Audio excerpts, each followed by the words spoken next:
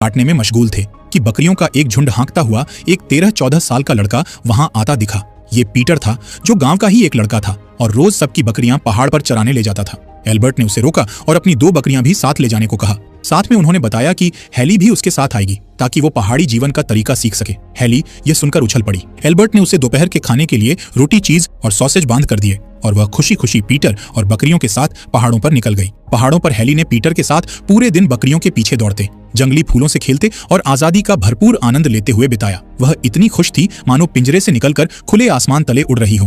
Peter भी heli को खुश देखकर मुस्कुराता रहा। शाम ढलने पर जब दोनों बकरियां लेकर लौटे, हेली के चेहरे पर तृप्ति की चमक थी, क्योंकि उसने जिंदगी में पहली बार इतनी खुली आजादी महसूस की थी। शाम को एल्बर्ट के केबिन लौटने के बाद हेली शुरू में कुछ संकोच करती रही, लेकिन जल्दी ही दादा पोती के बीच अनकहा प्यार पनपने लगा। अगली सुबह एल्बर्ट ने सुबह से ही लकड़ियों पर आरी हथौड़ी चलानी शुरू कर दी। उन्होंने घंटों मेहनत करके एक नन्ही लकड़ी की कुर्सी बना डाली। शाम को जब हेली खेलकर घर लौटी तो देखा कि खाने की मेज पर अब 2 कुर्सियां थीं। एल्बर्ट ने प्यार से उसके सिर पर हाथ फेरा और कहा, अब तू यहीं रहेगी हमेशा के लिए। ये सुनते ही हेली की खुशी का ठिकाना नहीं रहा। उसकी आंखों से आंसू छलक पड़े और उसने दौड़कर दादाजी को गले लगा लिया। वर्षों बाद एल्बर्ट के सूने जीवन में खुशियां लौट आई थीं। इसके बाद वक्त पंख लगाकर उड़ने लगा। हेली हर दिन पहाड़ों पर पीटर के साथ बकरियां चराती, इधर उधर दौड़ती और खुली हवा में खुश रहती। एल्बर्ट के साथ भी उसका रिश्ता गहरा होता गया। कुछ समय बाद पहाड़ों पर बर्फ गिरने लगी और ठंड शुरू हो गई। सर्दियों में पीटर भी स्कूल जाने के लिए अपने नानी के घर कुछ महीनों के लिए चला गया। हेली को अब कभी कभी पहाड़ पर अकेलापन महसूस होता था। उसे खुश रखने के लिए एल्बर्ट ने लकड़ी से एक प्यारी सी चिड़िया बनाकर उसे तोहफे में दी।